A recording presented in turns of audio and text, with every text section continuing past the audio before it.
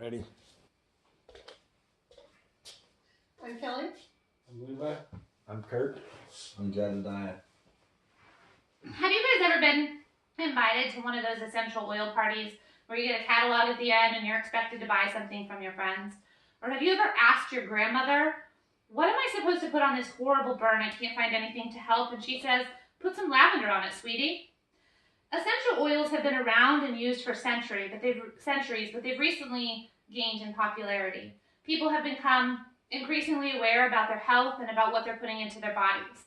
For instance, have you ever turned around your shampoo bottle and seen a huge list of ingredients that are on the back of it?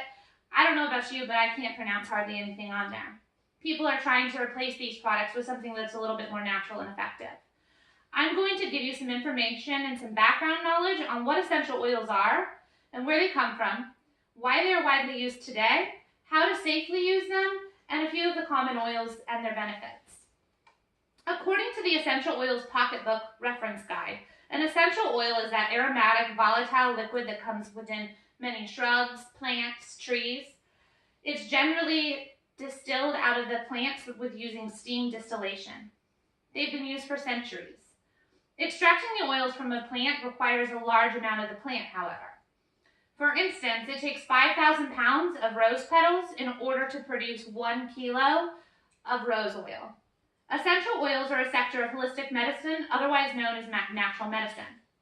Aromatherapy is a huge part of this, as well as using them internally and topically. With essential oils being a huge part of supporting our health for centuries, with modern medicine around, why would we still use them today? There are many reasons that essential oils are used today and different ways that you can incorporate them into your daily lifestyle if you so choose. Studies have shown that the benefits in treating minor ailments and diseases with aromatherapy have been successful. For example, according to PubMed Health, a study of tea tree oil being used topically to treat MRSA, which is an antibiotic-resistant bacteria, on the skin of hospital patients found that it was just as effective as other prescribed ointments. People have found relief from anxiety and depression, and they've been able to eliminate chemicals in their everyday household products. For instance, I use Thieves, which is a blend of essential oils that can also be used to sanitize your home. You can diffuse essential oils. That's the popular way to do it with aromatherapy. A diffuser is simply a smaller version of a humidifier. You just put a few drops of oils in there, mixed with water, and you can, it'll spread the aroma throughout the room. Many schools have diffusers in their classrooms as well. You can also use essential oils for cooking, such as oregano extract, lemon, and some can be ingested directly, such as peppermint oil. When ingesting and applying oils, though, it's always important to know how to use them properly. As I mentioned before, some can be ingested, but there's also some that can't. Learning to use essential oils safely is extremely important. Although they are natural, they still require extra care and knowledge when using them in order to get the proper benefits. According to the Huffington Post, most essential oils need some form of dilution with a carrier oil such as coconut oil or a vegetable V6 blend. If they're not diluted, sometimes they can irritate the skin or cause a rash. Peppermint oil, as I mentioned before, you can take it internally. However, it is a hot oil, so if you're applying it to the skin, you would want to dilute it more. It's important to talk with your doctor and make sure that you wouldn't have any interactions with any medications. And it's important to look for high quality oils, pure medicinal and steam distilled oils. So many companies say that their oils are pure and they're not. Do your research on the benefits that you want and only use what you're comfortable with regarding yourself, your children, and your pets. Only you know the best. Now that you are equipped with some knowledge on what essential oils are, why we use them, and some safe practices, are you ready to learn about some of the most common oils and some of their benefits? Some of the most common oils that we have all heard of, for the most part, would be tea tree oil, lavender oil, peppermint, and frankincense.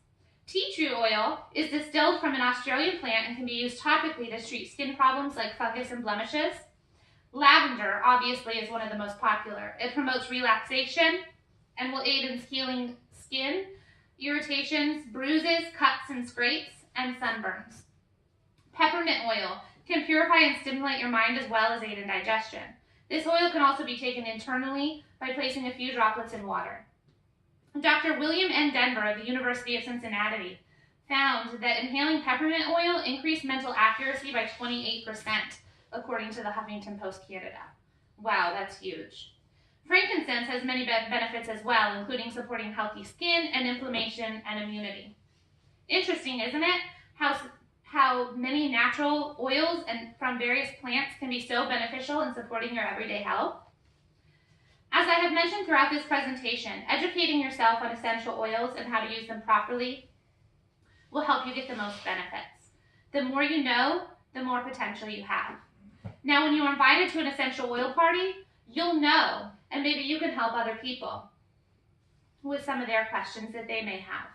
So whether you choose to incorporate these into your everyday life or not, you'll at least be leaving here today with a basic understanding of what essential oils are, why they are used today, basic safety precautions, and a few of the common uses of oils. So next time you go ask for your grandma for her home remedy, maybe you can think back to what you learned here, and maybe you will know something to help with your sunburn. Thank you.